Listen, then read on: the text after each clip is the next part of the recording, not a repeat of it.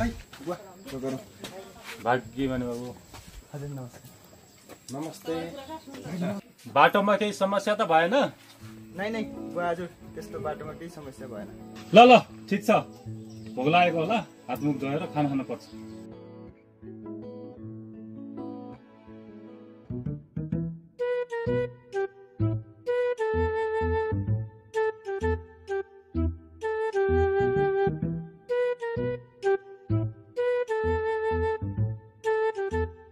यतिको हतियार कसैको हातमा परेको भइदियो भए त्यसले च्वाट काट्थ्यो होला तिमीले त नाकमा मात्रै तास्ने होला नगराउ तिमी बरु आज काल्दै काममा गएनौ आज मुखियाको छोरा आउने रे त्यही आएको खुसीमा चाहिँ मेरो चाहिँ आज थोरै खाएको छुट्टी ए त्यस्तो पो तिम्रो मुखिया राजा छोरा चाहिँ राजकुमार तिनका जाता ध्वस ल काल्दै म चाहिँ अहिले जान्छु अर्को चाहिँ भरे साइलाको हात पठाइदेऊ ल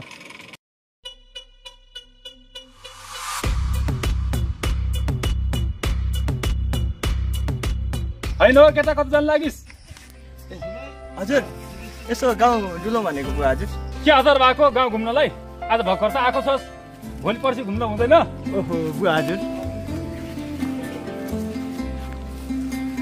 गाउँघर आएपछि कोही आराम गर्छ र उही पनि धेरै दिनपछि म गाउँ आएको छु बुवा हजुर मन भरुन्जेल आज गाउँ ल राम्रोसँग गइस् गाउँहरू बाटो अप्ठ्यारो हुन्छ ए साँच्ची पल्लो गाउँ नगइस् है त्यहाँ दमे कमी हुन्छ फेरि बिग्रिलास् नि ल बुवा हजुर ल हुन्छ साँच्ची बुवा हजुर त्यो साइलो चाहिँ कहाँ छ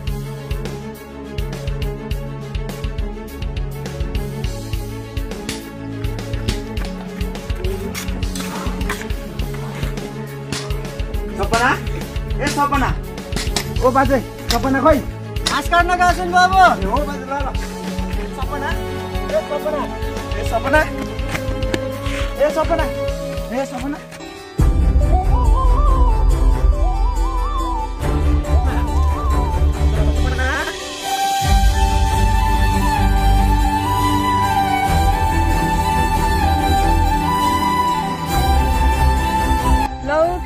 दौडिएको साइला सपना तँलाई एउटा खुसीको कुरा सुनाउँछु सुन्छस् सुन्छ नि के कुरा हो र साइला मुखियाको छोरा विक्रम घोडा आएको छ तँलाई थाहा छ मैले आफ्नै आँखाले देखेको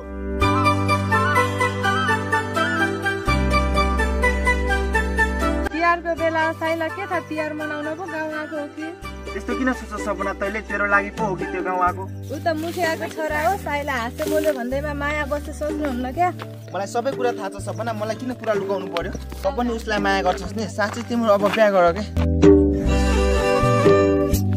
छ्या यो साइला के बोल्छ भाइ जा अब घर भोलि खोले साउको आँसी लिन आइस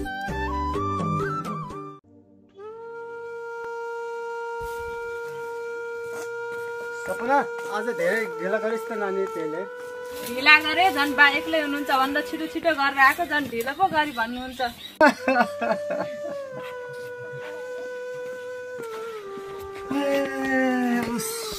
तेरो आमा त बेलैमा छोडेर गइहाले त पनि जाने होला बाबु पछि त म एक्लै हुने त म मेरो बालाई छोडेर कतै जान्न चिन्ता नगर्नुहोस् बरुमा खाना बनाउँछु हजुरै आराम गर्नुहोस् ल भोलि मुखिया बाउको घरमा काम छ अनि मुखियाको छोराबुहारी आउने अरे मुखिया बाजेको घरको काम छोडे पनि हुन्छ पारी गाउँको मान्छे भनेपछि देखि नसिकाउने काम मात्रै सिकाउने के गर्ने उनीहरूलाई चाहिएको काम हो हामीलाई चाहिएको पैसा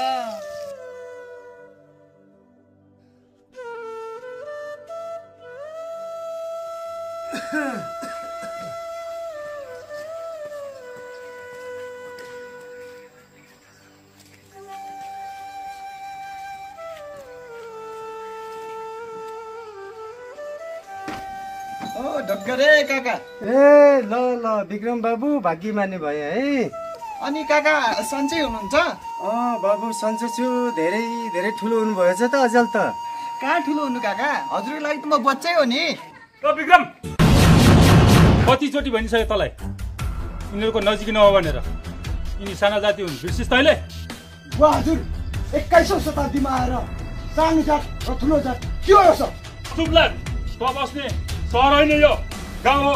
यहाँ मुखियाको शासन चल्छ, तैँले बुझिस्? मुखियाजी, हामी त सानो जातिको पर्यौँ, हजुरको कुलान रिसाउला, तर हजुर टाढैदेखि बोल्दिनु होला। सुनकाला, आज खेतमा आलु रोप्नु छ, भएको काम तैँले आजै भ्याउनु पर्छ, बुझिस्? हुन्छ हजुर, हुन्छ। राम्रोसँग काम गरेस्, आफ्नो लागि पानी लगेर जा।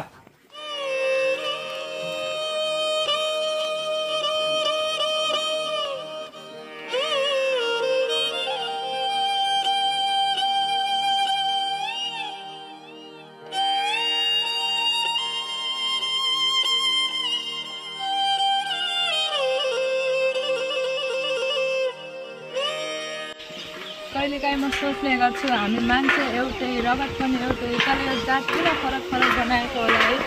यो जात र धर्म यो सब मानिसले बनाएको सपना। जुन दिन तिमी र म एक हुनेछौँ त्यो दिन खिस्सै खलास। मुखियाको छोरालाई कुरा बनाउन त खुब आउँछ नि। कुरा मात्रै होइन, तिमीलाई आफ्नो कसरी बनाउनु पर्छ त्यो पनि मलाई राम्रोसँग आउँछ। मलाई आफ्नो बनाउन त यो समाजसँग लडेर देखाउनु पर्छ कि यो समाजले हामीलाई एक हुन देला नि त। त्यो समाजको कुरा छोड, मेरो बारेमा सोच।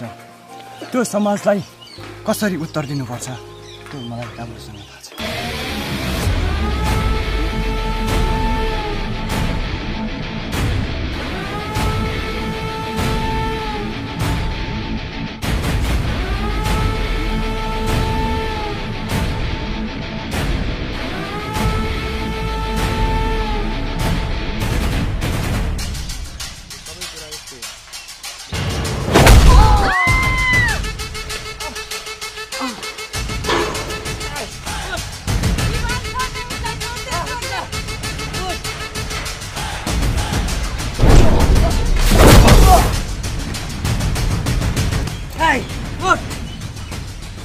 साले मुखियाको छोरो भएर हाम्रो गाउँमा आएर हाम्रै चेलीबेटीसँग घुम्ने? म सपनालाई माया गर्छु। झुट बोल्दै कस्तो उठ! तेरो बाउ त गाउँभरि भन्दै हिँड्छ कि तेरो बाउलाई दमे सार्की मन पर्दैन भनेर।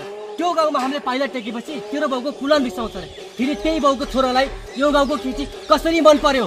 अबदेखि तँलाई सपनाको अघि पछि मात्र देख्यो भने पनि तेरो छाया समेत मेटाइदिन्छु। जा!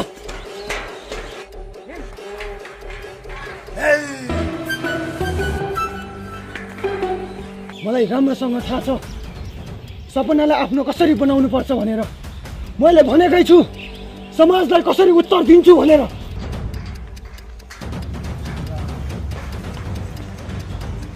पहिला गएर आफ्नो बाउलाई सम्झ, मन्जुर गराएर देखा यो सम्बन्ध स्वीकार्नको लागि। यदि यति गर्न सकिस् भने म आफै तिम्रो बिहे गराइदिन्छु।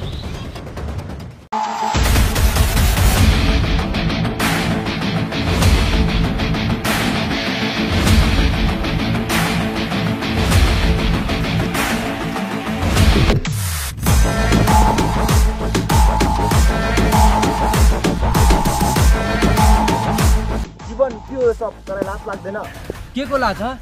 लाज त यस्तै लाग्नु पर्ने हो। मुखियाको घरमा काम गर्दा गर्दा यसको बाउको पुरै जीवन सकिन लागिसक्यो। दिनभरि तातो घाममा काम गर्ने यसको बाउलाई भित्र फ्रिजबाट चिसो पानी समेत खान दिएन त्यो मुखियाले। तँलाई के लाग्छ? तँलाई तिनीहरूले आफ्नो बुहारी बनाएर भित्राउँछन् होला? उनीहरूको आँगन समेत हामीले टेक्न मिल्दैन रे। उनीहरूको लागि त हामी दासी झैँ हो।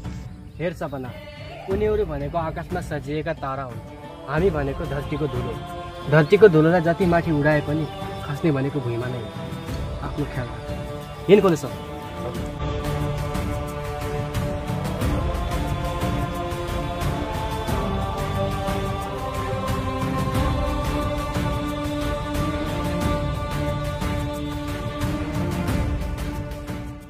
यो कुरा के मुखियावाला भन्ने हो र? नै यो कुरा बुवा हजुरलाई थाहा हुनु हुँदैन। त बरु मेरो एउटा काम गर्छस्? के काम?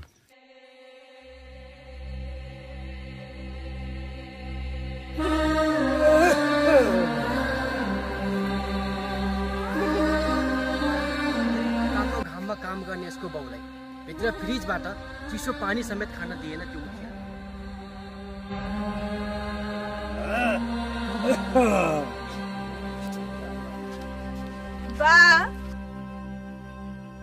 सपना किन रोयो? मेरो छोरी नरो न। बाबा, मैले धेरै ठुलो गल्ती गरेँ। मैले धेरै कुरा लुकाएँ। के भयो र छोरी?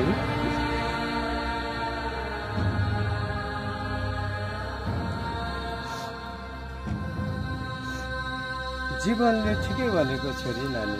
हामी धरतीको धुलो नानी, जति माथि गए पनि हामी आकाश छुँदैनौ। तैँले केही गल्ती गरेको छैन छोरी। के हामीलाई चाहिँ माया लाउने अधिकार छैन र छोरी? एउटा नराम्रो सपना सोचेर बिर्सिदेऊ।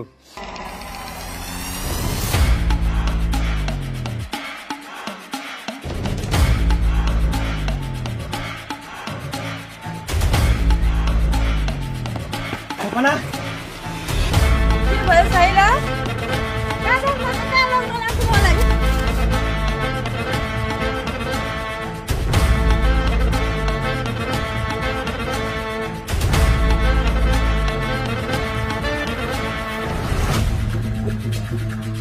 अब तिम्रो यो गाउँदेखि धेरै टाढा भागेर छ।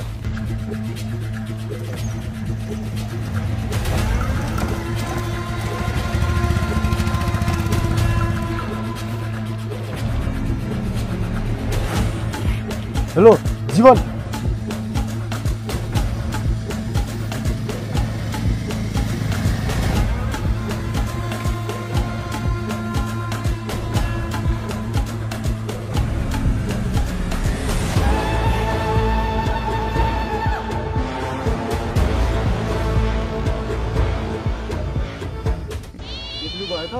हजुरहरूको छोराछोरीको चर्ती कला।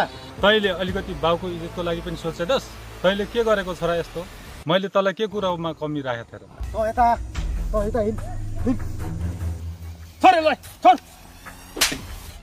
तँलाई लाज लाग्दैन कुलङ्गार? माया गर्नु के अपराध हो बुवा हजुर? हुँदाहुँदै अब मुख लाग्न लागिस्? यो सारालाई मैले पहिला पनि सम्झाएको छु, अब सम्झाउँदिन।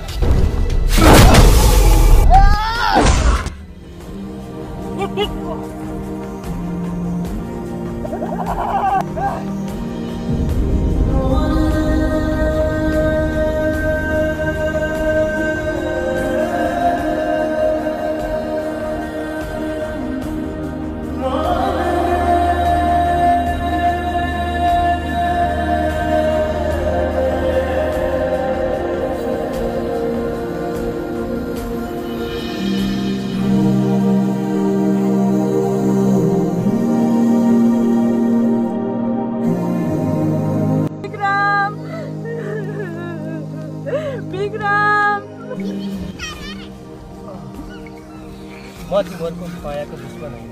तिमीहरूको यो माया सफल हुन तिमीहरूले यो गाउँ समाजलाई जित्न सक्नुपर्छ।